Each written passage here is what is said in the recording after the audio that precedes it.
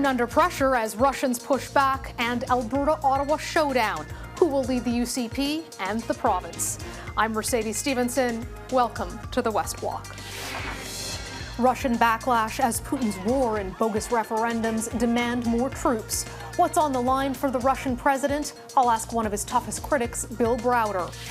And Alberta's UCP will announce its new leader in the province's next premier. From the Sovereignty Act to separatism, what's at stake for Alberta?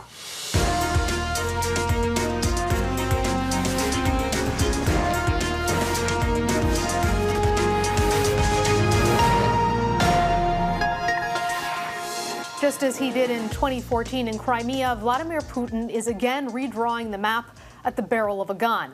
Canada has denounced Russia's sham referendums held last week in 4 occupied regions of Ukraine. Election officials went door to door to collect votes, accompanied by armed soldiers. Meanwhile, thousands of Russians are fleeing Putin's draft, widely considered a last-ditch effort to stem his losses in Ukraine. For more on what this means for Putin's hold on power in Russia, I'm joined by one of his fiercest critics, Bill Browder. His best-selling book is called Freezing Order, a true story of money laundering, murder, and surviving Vladimir Putin's wrath. Bill, thank you for joining us today. Great to be here. You track Putin so closely. You know the inside of the regime. You think often about his mindset and his strategy. It seems like perhaps the grand chess master here is vastly underestimated what would happen when he brought a draft in and started conscripting people, giving them equipment that looks ancient from what we're seeing on social media, very little training. We've seen some pushback. We have seen recruiting stations lit on fire. We've seen some protests in the street. How serious do you think that rebellion is? Is it something that's going to take hold, or is it just kind of minor areas popping off here and there? Well, it's really hard to say. So we've seen in the past Russian people rising up at various different times. And we've seen in the past Putin doing a very sort of violent job of quashing them down. And generally, like in the past, when people have risen up, they've risen up for issues like sham elections or or media freedoms or things like that. Right now, we see people rising up because they have a real fear for their life. A young man between the ages of 18 and 60 could be shipped off to the front lines in Ukraine as cannon fodder and die. And so people have a lot more to lose now in accepting Putin's draft, and therefore they may be willing to stand up more tall and more robustly than they have in the past. And so it's really hard to say. I don't think we know, and I don't think Putin knows how this thing is going to play itself out. But surely it's terrifying every young man in Russia right now. I remember speaking to a Russian truck driver at the border of Belarus when this all started. He was going back in to Russia, and he said he'd been in the Russian army, and he fully expected that this might be the last time he left Russia, not as a conscript, that he thought he'd be forced back in. And that has stayed with me ever since, and we now see it echoing across Russia. How vital is it for Vladimir Putin to keep his hold on power that he win in Ukraine? At what point does he make the calculus that he is potentially fomenting too much domestic dissent by perpetuating this war versus potentially losing his hold on power if he doesn't win it? Well, we need to understand that if Putin were ever to lose power in Russia, he would lose all the money that he's stolen over the last 22 years. He would go to jail and he would die. And so for Putin, he views it as an existential threat. He cannot lose power. And so, in my opinion, the reason he went into this war was he felt like there was a chance he would lose power, and he needed a good war to solidify his support. So now he's in a situation where he's losing the war, looking weak, and so all he knows how to do in a situation like this is escalate, to double down, triple down, quadruple down. And so that's what this conscription is all about. He lost 100,000 troops either through death, disability, or taken prisoner of war. He needs more troops at the border, more troops in action, because if they're not there, the Ukrainians will continue to push the Russians back. And so he has no choice. He has to have these conscripts go in there. And he's going to also try to figure out a way to quash any dissent, and he's usually pretty good at it. So I wouldn't rule Putin out when you watch these recruiting stations set on fire or people demonstrating in the streets. This usually happens. He then figures out how to terrorize these people, and they all go back to their kitchens. And that's probably what's going to happen, but we don't know. We don't know for sure how angry people are and how scared they are. There have been quite a number of high-profile oligarchs who have suddenly died through mysterious accidents or alleged suicides. I'm curious what your take is on those. Is it a conspiracy theory to think that's connected, or do you think that these were some rising critics in Putin's circle? Well, I can tell you with 100% certainty that none of these people are critics in Putin's circle. These people are all sort of mid to high level executives, almost all of them in oil and gas companies. And my take on this situation is it does have to do with the war, but not in the way you'd expect. Because of the sanctions on the war, the pot of money that's available to Russians is a lot less. And so what's happened is there's a subterranean war going on over cash flows. And almost each one of these individuals is a person from an oil and gas company that sits in front of cash flows. And somebody probably went to them and said, hey, we want that money diverted to us now. And these people probably said no. And in Russia, when there's money involved and a large amount of money and people want money, they kill. And so I would guess that every one of these deaths has something to do with the diversion of cash flow from the oil and gas industry and people ready to kill over that. That's the most likely scenario. And we've seen this type of thing play out in the past. In the 1990s, they had something called the aluminum wars, where a similar number of people were getting killed in the aluminum industry because of a fight over cash flow. Speaking of oil and gas, Putin cutting off energy supplies to Europe preemptively, obviously going to be a tough winter for Europeans. But there are those who think that this could backfire on Putin as well. What's your take on him using energy as leverage in this war? Well, Putin is going to use everything as leverage in this war, and it surprises me that he's using cutting off the sale of gas for one simple reason, which is that gas is one of his biggest revenue generators. So we may not be getting gas in the West, but he's not getting money coming back to him. And gas in terms of sales to Europe makes up about 25% of the Russian government budget. And that means that Putin is basically, he's betting big and betting short term that we're going to fold before he does, because this affects him profoundly financially. Realistically, is it about what the West is going to do, or is it what's going to happen inside Russia that changes Putin's calculus, if anything can? Well, I think we have a big role to play. So coming back to the oil and gas, if we can somehow figure out how to diversify away from Russian gas, if the Germans can do LNG or turn on their nuclear power plants and become independent from Russia, then Russia has permanently lost a huge source of income. And as we look at this war and how to end it, one of the key attributes of this is to make sure that Russia doesn't have the financial resources to continue this war. And one of the best ways of doing that is to not pay them for their gas. And so this would have been a policy that I would have recommended the West do if we could ever have firmed ourselves up enough to bite the bullet. But Putin's doing it for us. There is one thing that's important for all of us to do, Canada, the United States, the UK, the EU, and that is to start coming down hard on the countries that are helping Russia evade sanctions. You've got countries like the United Arab Emirates, Turkey, India, South Africa that are helping Russia evade sanctions. And together, the Canada, US, et cetera, we have the economic might to tell those countries, you've got to pick sides. You've got to decide, do you want to trade with us or do you want to trade with Russia? Because if you want to trade with us, you can't trade with Russia. If we did that, that would also significantly isolate Russia financially and wear down their financial resources to fight this war. Do you think the West is doing enough to take Russia on in that manner? Well, I think we've done a lot. I mean, if you look at the sanctions program, it's probably the most wide-reaching, aggressive, devastating sanctions program that's ever been put in place. Having said that, there is for sure more that we can do. We can do these secondary sanctions against these evading countries. We can sanction more oligarchs. We can now start to think about converting the money that's frozen into money that goes back to Ukraine for reconstruction. These are all things we can do. These are all things we should do. These are all things I'm talking to the governments about doing. So yes, there's more to be done, but I wouldn't say we haven't done anything. We've done quite a bit so far. One of the things the Canadian government had been pressured on was shutting down visas from Russia. And our foreign affairs minister has said that's not a good option because it would prevent Russian dissidents from leaving. What are your thoughts on that?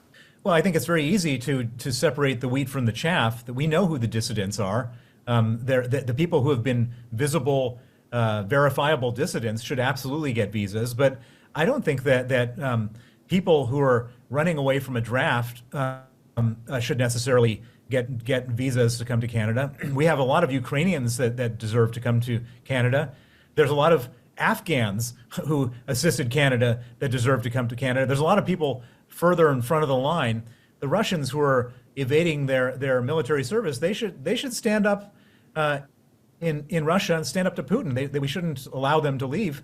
These are people who said nothing when the invasion happened, and all of a sudden, when their own personal interests are at stake, they're all running for the hills. Well, maybe they should be demonstrating on Red Square in the way that the Ukrainians did during Maidan, where they overthrew their corrupt leader back then. Why can't the Russians stand up to Putin? They should be doing that. Bill Browder, always a pleasure to speak to you. Thank you for joining us today, sir. Thank you. Up next, Albertans will learn later this week who will succeed outgoing Premier Jason Kenney. This leadership race, I think, is probably doing some serious damage to the UCP brand. I'll speak with pollster Janet Brown on the race to lead Alberta's United Conservative Party and its implications for all Canadians.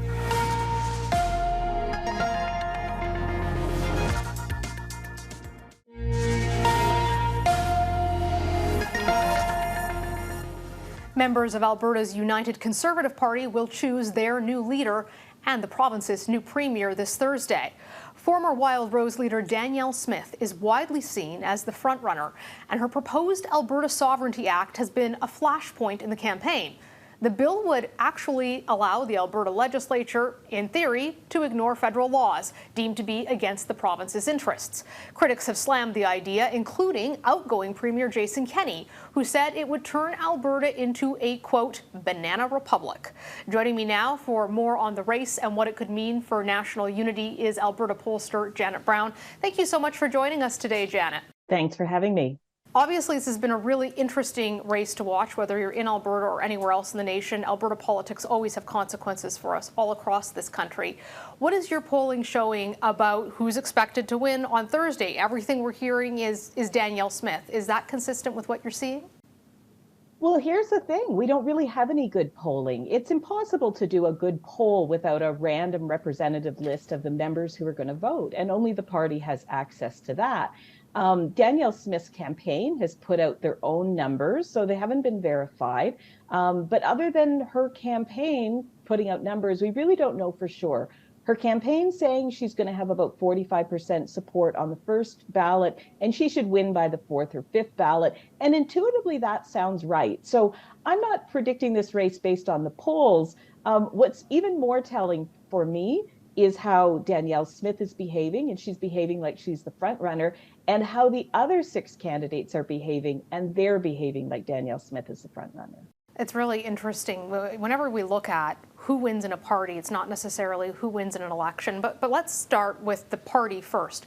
What has been Smith's strategy that you think has made her successful in becoming the apparent frontrunner? Well, what I should say is, the United Conservative Party is fairly new. It was formed before the last election, and it is a merger between the Legacy Progressive Conservative Party and the Legacy Wildrose Party. And so the leadership that we're having right now is under very different rules than we had before.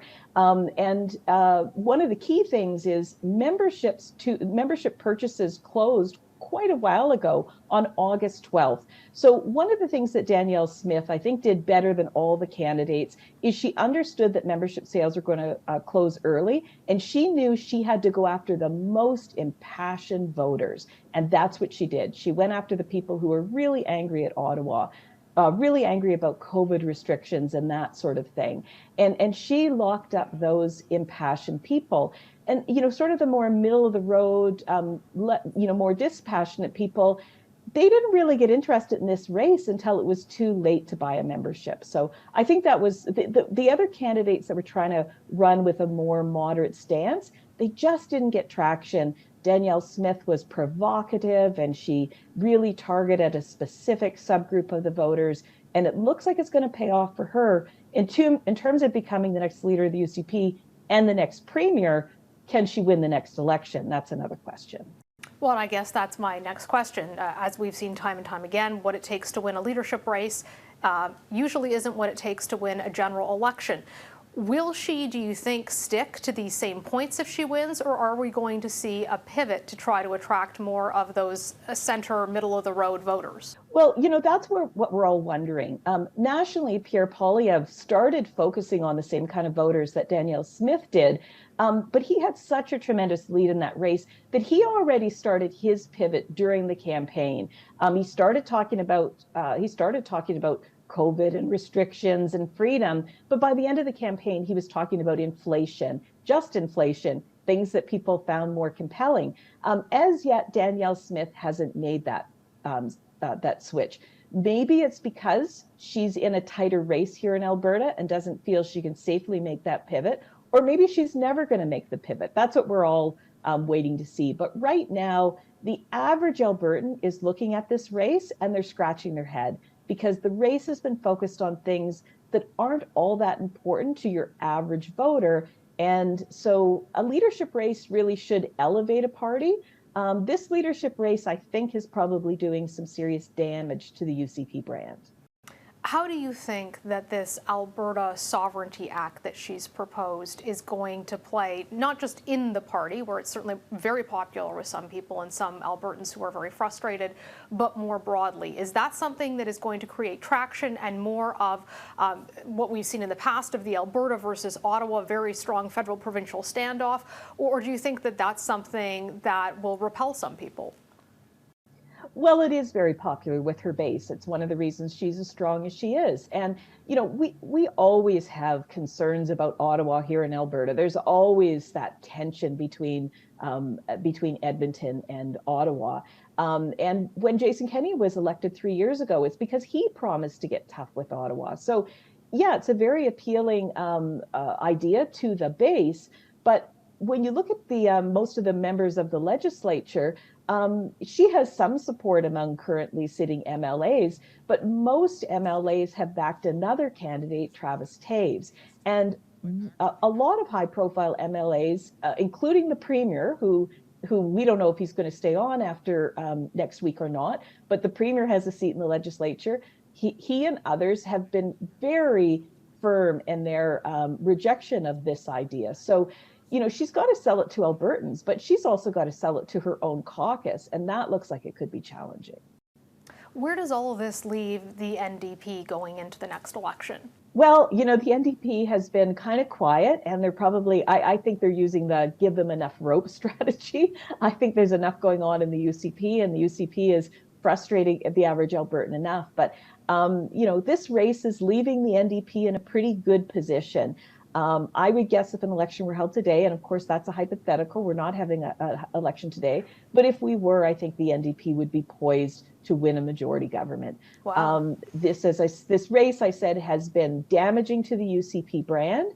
Rachel Notley was premier. She was a controversial premier, but in hindsight, I think Albertans are looking back at her as a steady hand. So right now, I think most Albertans just want to put the circus of the UCP race behind them, and they're looking for stable government. And at the moment, it looks like Rachel Notley's better able to deliver that. That'll be Danielle Smith's main challenge, is proving to Albertans, because she's got quite a checkered past, proving to Albertans that she can provide sort of stable government.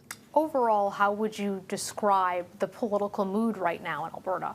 It's funny, as a pollster, I poll the general population. And as I said, it's only a small segment of the population that's participating in this leadership race.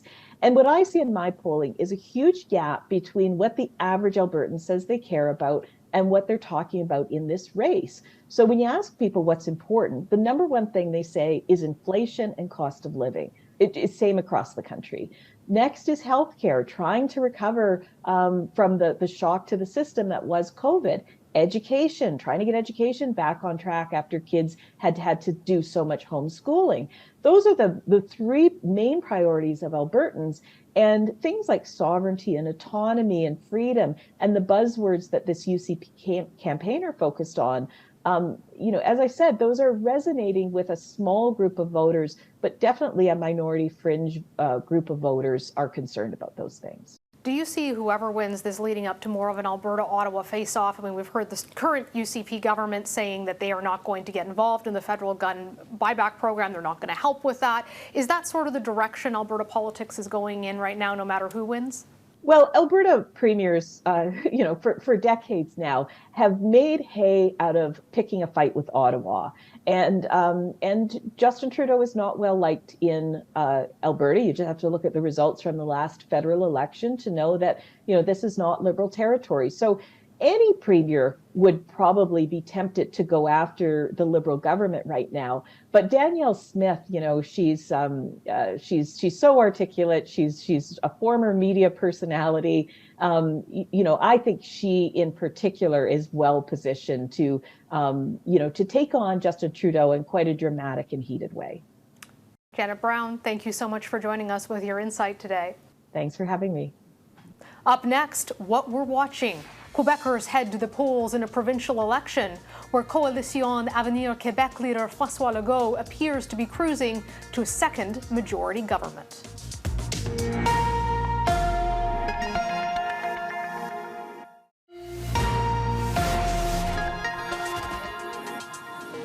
It's election day in Quebec tomorrow. The latest polls suggest François Legault will coast to a second majority government. Support for his Coalition Avenir Québec has been slipping as the campaign winds down, but the party is still polling well ahead of its competitors. The real question is who will sit in opposition to the government in the National Assembly. It's a crowded field with four parties essentially tied for second. The Parti Québécois has been climbing steadily in the polls, its leader once again vowing to revive the debate on Quebec sovereignty. Also worth watching, the Conservative Party of Quebec and its controversial leader Éric Duhaime. The party has seen a surge in support, riding a wave of pandemic discontent, but it's too soon to say whether that support will translate into any seats. Concerns about immigration have also taken center stage, with parties arguing over the province's ability to integrate newcomers.